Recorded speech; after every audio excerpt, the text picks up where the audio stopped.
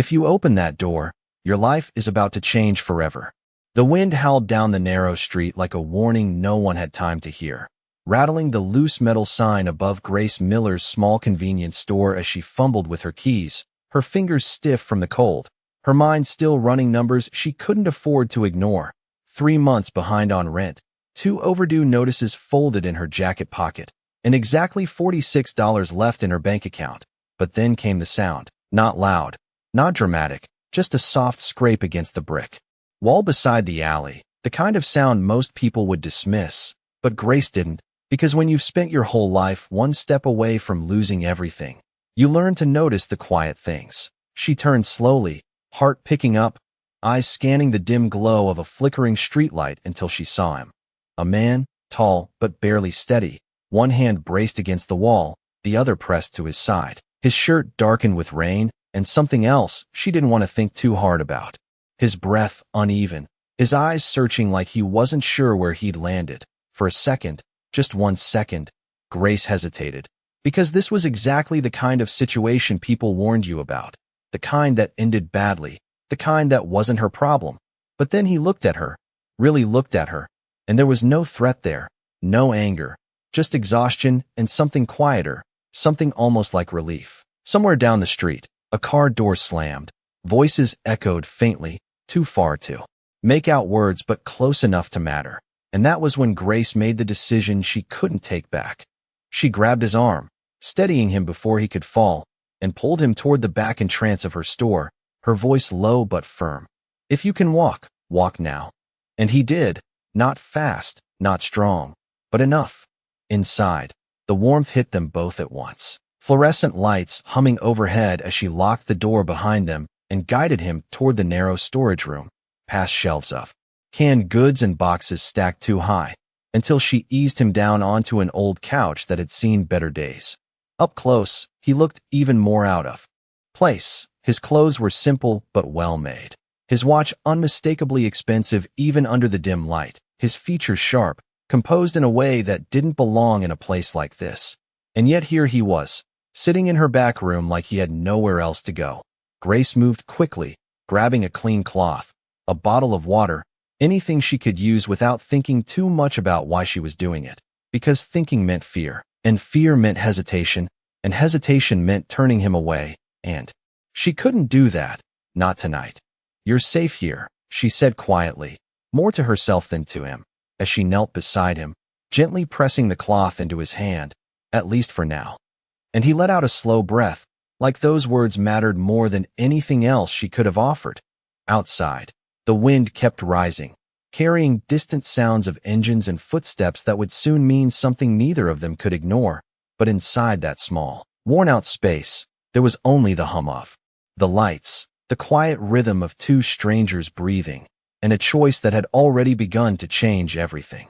Grace did not stop moving because stopping meant thinking, and thinking meant realizing just how reckless this was. So instead she focused on small, manageable things, the way she always did when life felt too heavy to hold all at once. She grabbed a clean towel from the shelf, filled a chipped bowl with warm water from the sink, and set it beside him while keeping her voice steady even though her chest felt tight. "You need to stay awake, okay? Just for a little while," she said, not sure if she was giving him instructions or herself, and he nodded faintly, his eyes half-lidded but still aware, still present, like he was holding on to something deeper than pain. Grace noticed the details without meaning to. The way his hands were not rough like most men she knew who worked double shifts or construction jobs, but clean, precise, the kind of hands that signed papers instead of lifting boxes. The watch at his wrist catching the light for just a second, sleek and understated but unmistakably expensive, the kind of thing you only ever saw behind glass counters or on someone who never checked price tags. And for a moment, just a moment, she wondered who he really was and how someone like him ended up here, in her cramped back room that smelled faintly of cardboard and coffee. But she pushed the thought away because none of that mattered right now. What mattered was that he was here, and he needed help. And Grace had always believed that if someone crossed your path in a moment like this, it was not an accident. She dipped the towel into the water and handed it to him, her fingers brushing his for half a second, his skin colder than she expected, and he exhaled slowly, like even that small contact grounded him. "Thank you," he said, his voice low, controlled, even through the strain, and that alone told her more than anything else could, because people who were used to having everything rarely sounded that grateful for something so simple. Grace sat back on her heels, watching him carefully, her mind drifting for just a second to the stack of unpaid bills on the counter out front, the landlord who had stopped asking nicely 2 weeks ago, the text from her younger brother earlier that day saying he might have to drop his evening classes to pick up more hours, and she swallowed hard, pushing it all down the way she always did, because none of that could be fixed tonight. But this she could do something about. "You can stay here until morning," she said finally, the decision settling into place like it had been waiting for her to say it out loud. "No one comes back here, and the front stays locked after 10, so you will be fine," she added, more certain than she felt. And he looked at her then, really looked at her, like he was trying to understand why she would offer that without asking for anything in return. Outside, the wind rattled the windows again, and somewhere in the distance, an engine idled longer than it should have before fading away, but Grace ignored it, because fear had never paid her rent, and it had never kept the lights on, and it definitely was not going to decide who she helped. She stood, grabbing the old flannel shirt she kept in the back for late nights when the temperature dropped, the one that had belonged to her father, soft from years of wear, and held it out to him without hesitation. "You should change out of that.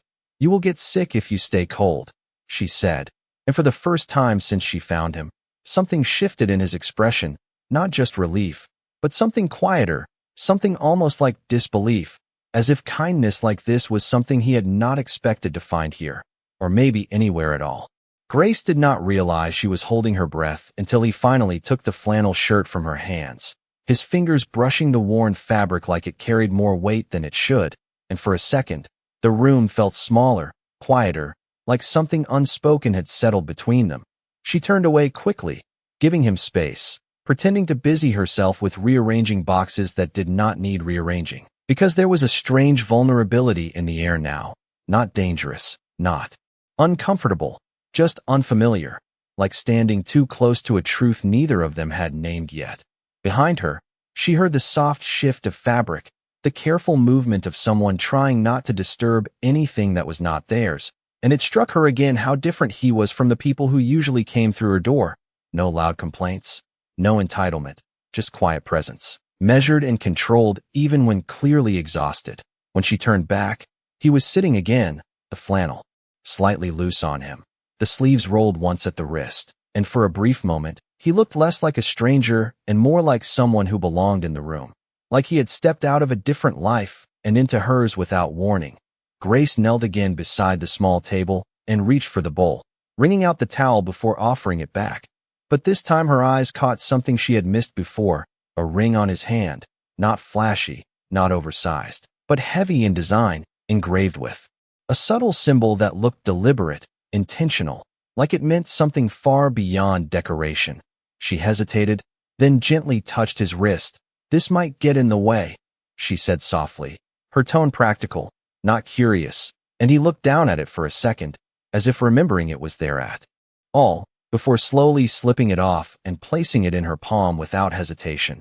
The weight of it surprised her, solid, cool, more than just metal, and for a brief second, she wondered what kind of life came with something like this, what kind of world required symbols instead of explanations.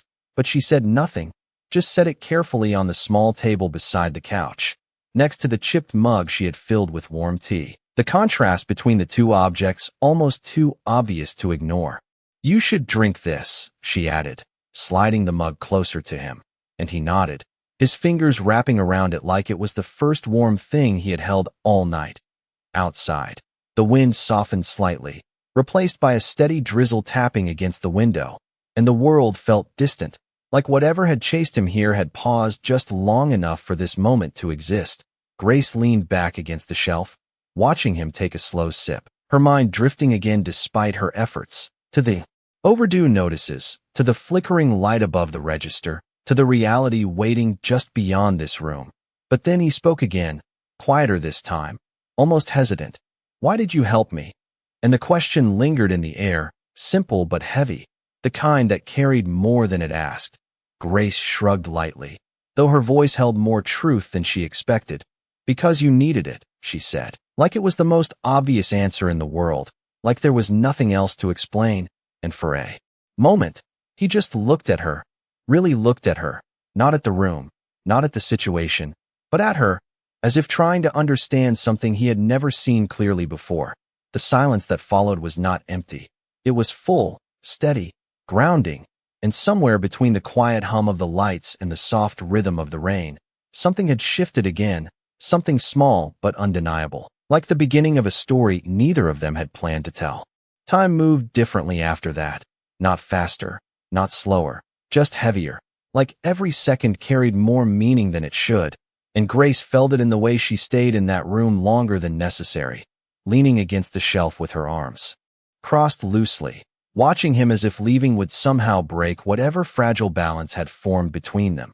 He finished the tea slowly, carefully, like it mattered, then set the mug down with a quiet precision that did not match the worn table beneath it. And for a moment, neither of them spoke, not because they had nothing to say, but because saying anything might make this feel less real. He shifted slightly, testing his strength, and Grace noticed immediately, pushing off the shelf. Before he could say a word, "Do not try to stand yet," she said, her tone firm but not unkind, and he paused, a faint smile touching his lips like he was not used to being told what to do by someone like her, or maybe anyone at all. "I am fine," he replied, though the slight tension in his shoulders suggested otherwise, and Grace raised an eyebrow, unconvinced. "You are sitting in the back of a convenience store wearing a borrowed shirt and drinking tea out of a chipped mug," she said, a hint of dry humor slipping through despite everything. "I think we can agree that fine is not the word we are looking for," and that made him exhale something close to a quiet laugh, the sound low, almost unfamiliar, like it had not been used in a while. That small moment changed something again, softened the edges of the night, made the distance between them feel just a little less sharp. He leaned back slightly, his gaze drifting around the room, taking in the stacked boxes, the old calendar still turned to last month, the single flickering light that buzzed faintly overhead, and then back to her. "You run this place alone," he said, not as a question but as an observation, and Grace shrugged, her eyes dropping for a second before she answered. "Most days," she admitted. "My brother helps when he can, but he has classes and another job, so it is usually just me," she added, keeping her tone light even though the truth behind it was anything but. He nodded slowly, like he was filing that away, like every detail mattered more than it should, and for a moment, Grace felt seen in a way that caught her off guard, not judged, not pitted, just noticed. Outside, the rain steadied into a soft, constant rhythm, and the distant world faded further into the background, leaving only this small space and the quiet conversation unfolding inside it. "You should rest," she said after a moment, her voice softer now, stepping closer to adjust the thin blanket she had draped over the back of the couch, pulling it gently over his shoulders without asking. A simple gesture that felt more intimate than either of them acknowledged. He looked at her again, that same searching look from before, but this time there was something else beneath it, something warmer, something that lingered. "You are not afraid," he said quietly, and Grace paused, considering that, then shook her head just slightly. "I am," she answered honestly, meeting his gaze without hesitation. "I just do not let it decide for me." And that seemed to land somewhere deeper than anything else she had said that night. The silence that followed was not uncomfortable. It was steady, grounded, and as his eyes finally began to close, exhaustion pulling him under despite his efforts to stay present, Grace stepped back again, giving him space, but not leaving. Not yet, because something about this night, about him, about the choice she had made, told her that by morning, nothing would feel quite the same again. Grace did not realize when she finally sat down, only that her legs had started to ache and her thoughts had grown too loud to ignore. So she lowered herself onto the small stool near the door, keeping just enough distance to give him space while still watching, still listening, as if her presence alone could keep everything steady.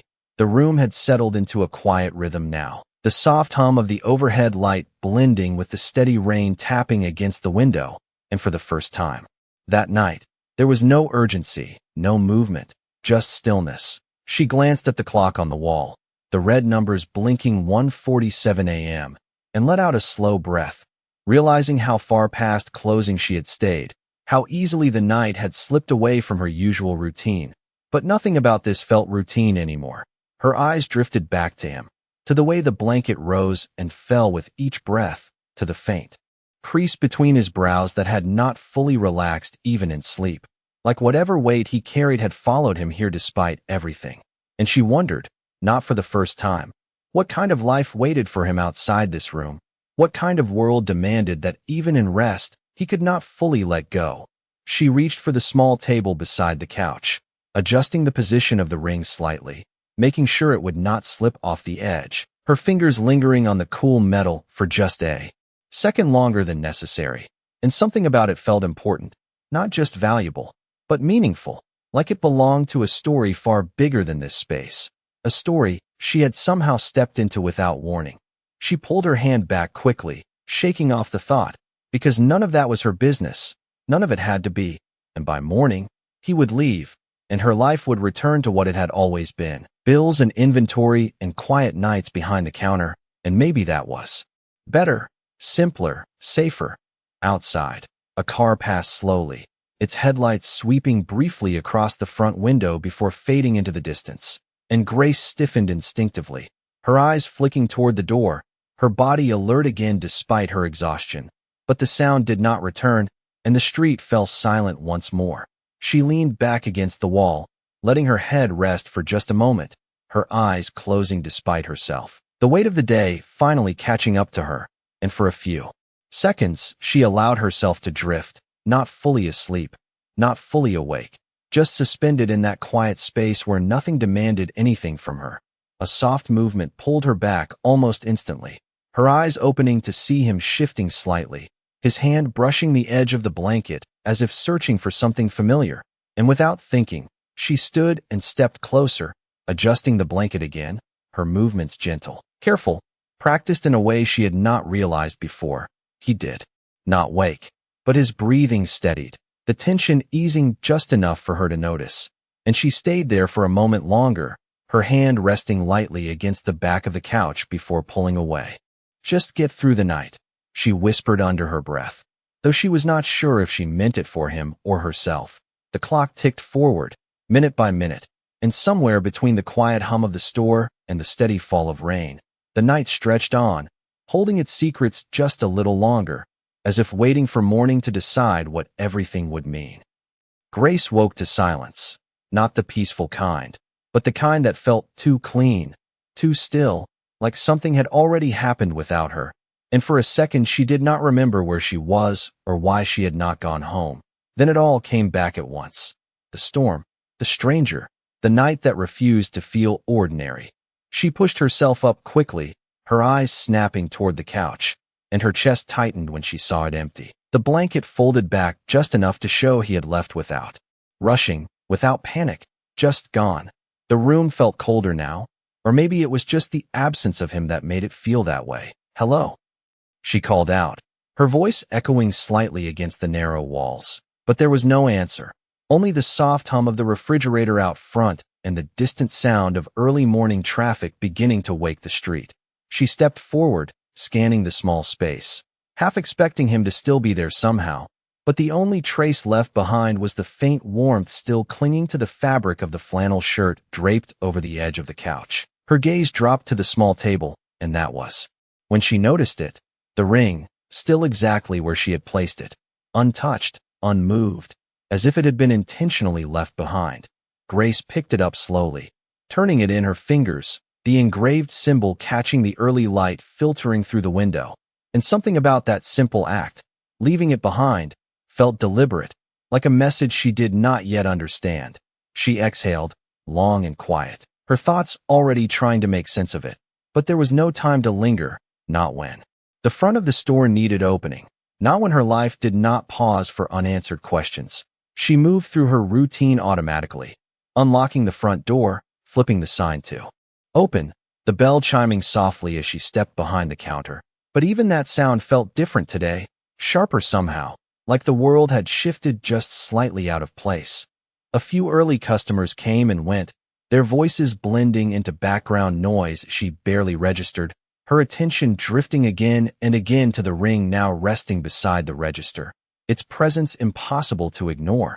Then it started, not all at once, but gradually, a low rumble in the distance. Engines, more than usual for a street like this, and Grace frowned, stepping closer to the window as the sound grew louder, closer, until sleek black vehicles began turning onto her block one after another, their polished surfaces reflecting the morning light in a way that felt completely out of place against the worn sidewalks and aging storefronts.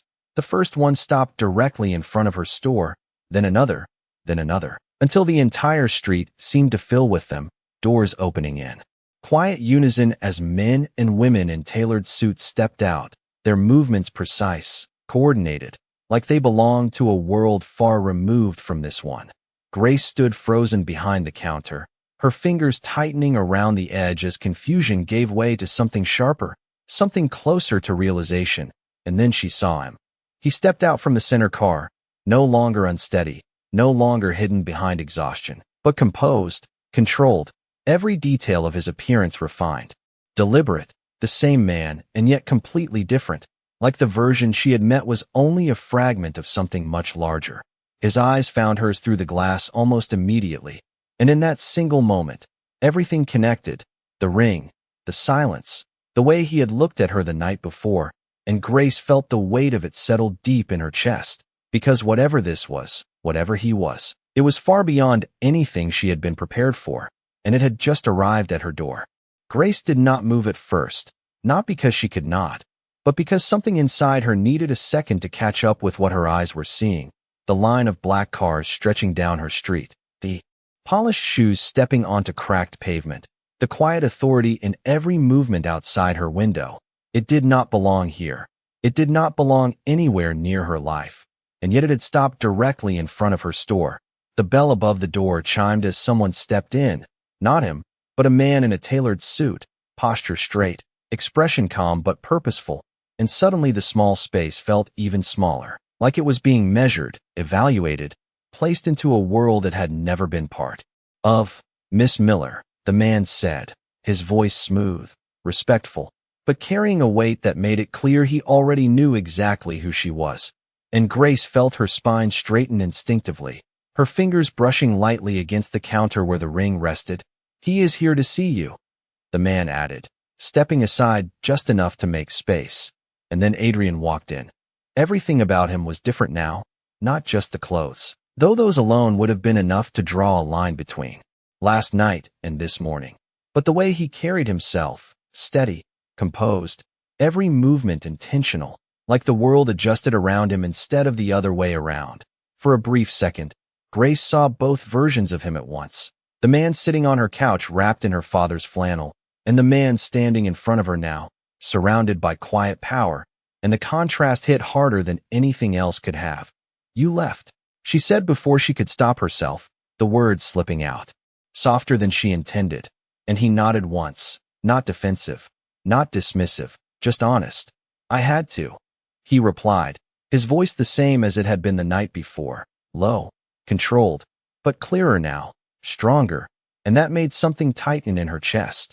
She picked up the ring slowly, holding it between her fingers as she stepped out from behind the counter, the distance between them suddenly feeling too visible, too defined. "You forgot this," she said, though even as she spoke, she knew that was not true, and his eyes dropped briefly to the ring before returning to hers.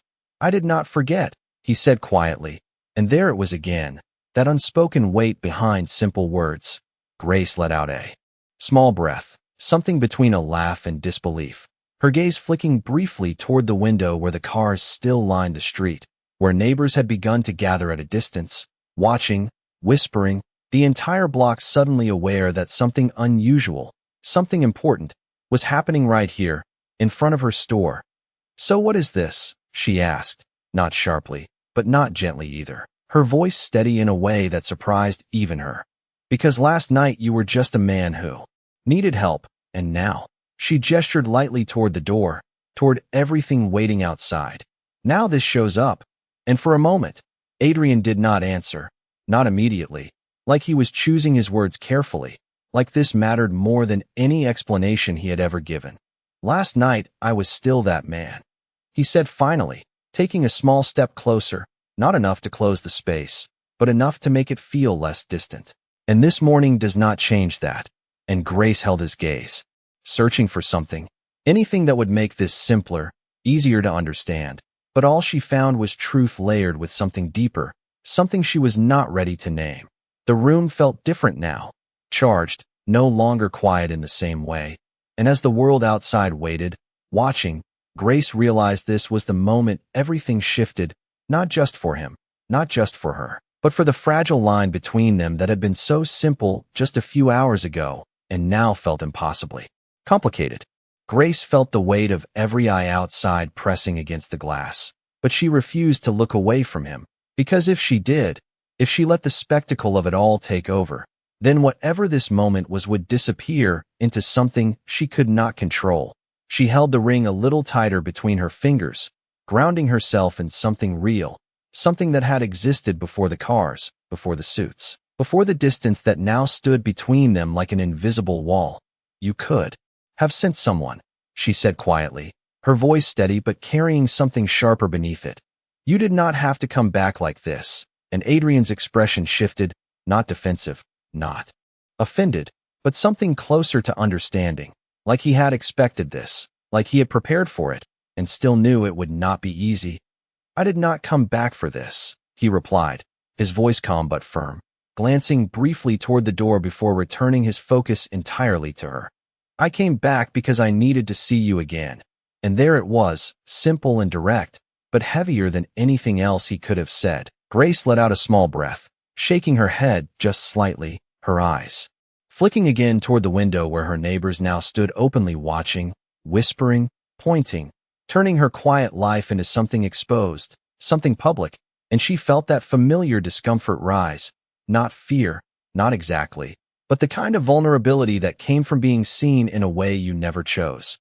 "People like you do not just walk into places like this," she said, her voice softer now, but no less honest. "And when they do, it is never just about one thing." And Adrian stepped closer again, just enough to close some of the space without overwhelming it, his tone lowering slightly as if the rest of the world no longer mattered. "Last night was about one thing," he said. "You helped me when you had no reason to, no benefit, no guarantee, and you did it anyway." And Grace felt something shift again, not in the situation, but in herself, because he was not wrong. But that did not make this any easier to accept. She placed the ring back onto the counter slowly, not handing it to him, not yet, as if returning it would finalize something she was not ready to define. "So what happens now?" she asked, meeting his gaze fully, not backing down, not shrinking away. "Because I do not need charity, and I am not interested in being someone's story about kindness." And the words hung there, clear and unfiltered, drawing a line she needed him to see. Adrian nodded once, a small, deliberate motion that carried more respect than any apology could have. "I am not here to repay you," he said, and there was no hesitation in his voice, no uncertainty. "I am here because what you did matters, not to my company, not to my name, but to me." And for a moment, the room felt smaller again. Not because of pressure, but because the truth of that statement filled it completely. Outside, the quiet murmur of the crowd continued, the presence of his world still waiting just beyond the door. But inside, it was just the two of them again, standing on opposite sides of a line that was no longer as clear as it had been before. And Grace realized that whatever happened next would not be decided by the cars outside or the people watching, but by what she chose to believe about the man standing in front of her now, and whether the version of him from last night could exist alongside everything he represented today. Grace stood there for a long moment, her eyes locked on his, the noise outside fading into something distant, almost irrelevant, because for the first time since the cars had arrived, it no longer felt like the world was deciding anything for her. She reached for the ring again, this time not as something to return, but as something to understand, turning it slowly between her fingers before stepping closer, closing the distance that had felt so wide just minutes ago. "Last night, you were just a man who needed help, she said softly, her voice steady but warmer now, less guarded. And I helped you because that is who I am, she continued, meeting his gaze fully. So if you were standing here today as someone else, someone bigger, someone with all of that outside waiting for you, she paused briefly, glancing toward the window before returning to him. Then I need to know that does not change what happened between us. And Adrian did not answer immediately, not because he could, but because he understood what she was really asking, not about money or power or status, but about truth, about whether the connection they had found in a quiet back room could survive in a world that never stayed quiet. He took one final step forward, close enough now that there was no space left for distance, but still careful, still respectful. It does not change anything, he said, his voice low but certain. It is the only reason I am here. And something in the way he said it, not rushed, not exaggerated, just real, settled into her in a way she could not ignore. Grace let out a slow breath, the tension she had been holding since morning easing just enough for her to move. And without overthinking it, she reached out and placed the ring into his hand, not as a return, but as a choice, a moment that belonged to both of them now. Adrian looked down at it for a second, then back at her, and instead of putting it on, he closed his fingers around it gently, as if understanding that what it represented had changed. Outside, the quiet murmurs had grown. The presence of the cars and the people still waiting, still watching. But inside, the air felt different, lighter, like something had shifted back into place. Grace gave a small, almost amused shake of her head, her voice softer now.